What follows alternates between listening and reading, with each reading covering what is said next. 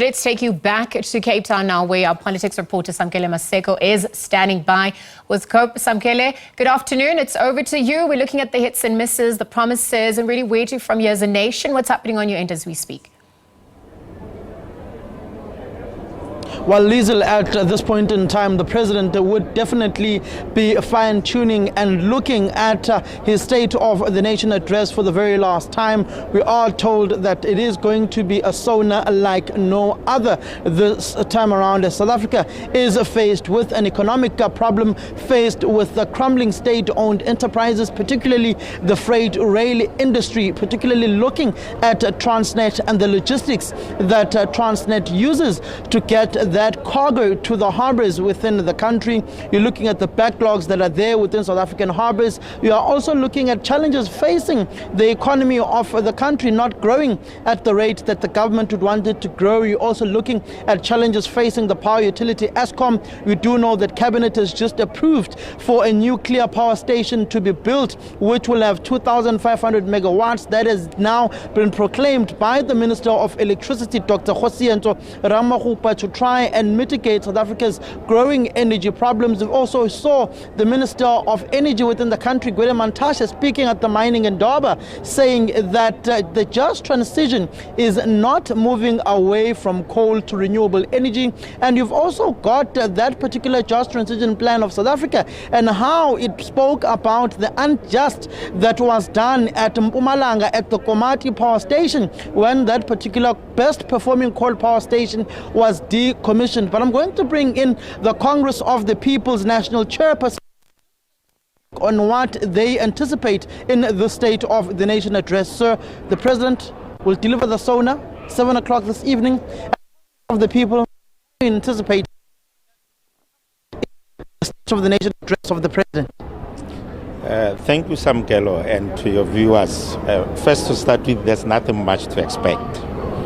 You will recall that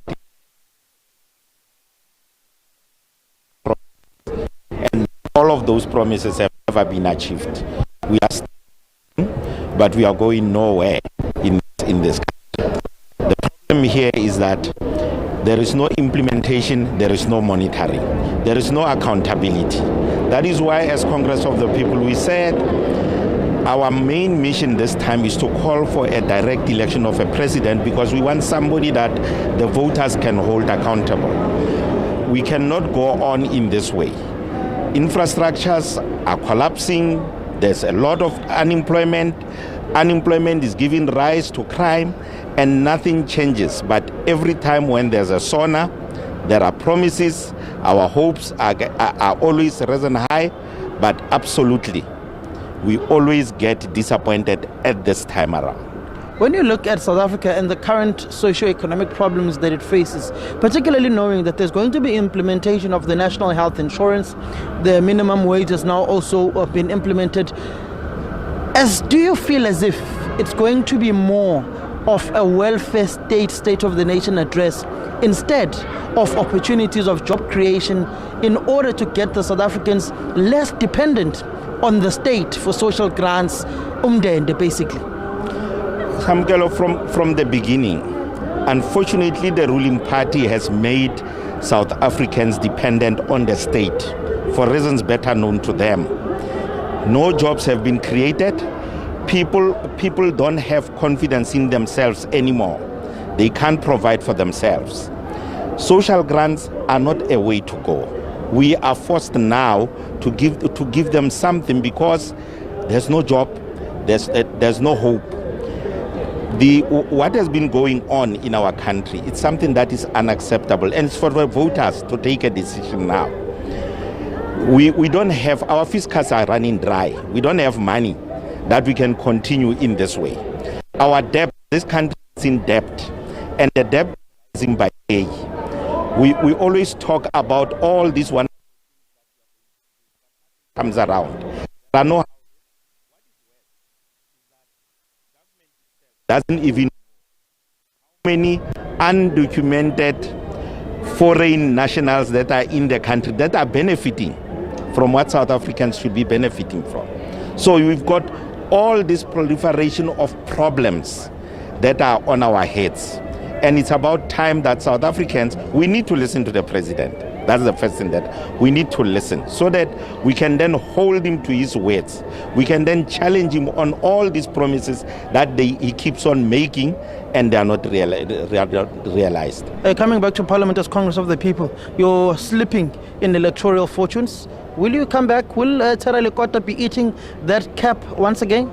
Well, he doesn't wear a cap anymore, so he might scratch his head for a better performance. But what I can tell you is that we are coming back, and we are coming back to ensure that we represent South Africans where it matters most.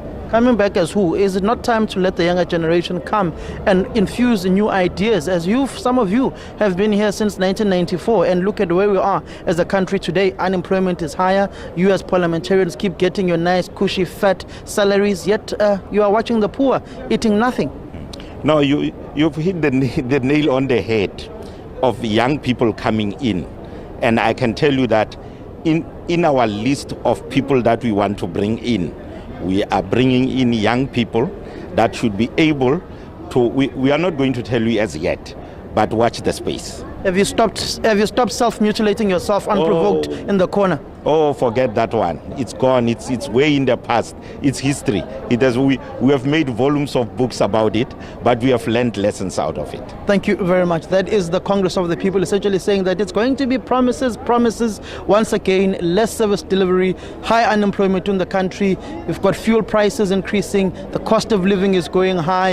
And you've also got a government that claims there have been successes. You've got some saying that they've fulfilled and delivered on 90% of their promises in the last 2019 election manifesto campaign, but South Africans still find themselves languishing in poverty. The bullet train that the president envisaged in one of his State of the Nation addresses is yet to be built. A new smart city that was promised in Gauteng, particularly around Lanseria, and also in the capital city Tshwane, is yet to be completed or even started in some of those particular projects. A new smart city that will connect KwaZulu-Natal and the Eastern Cape, not yet built. It's been a shopping list of promises, but little delivery thus far.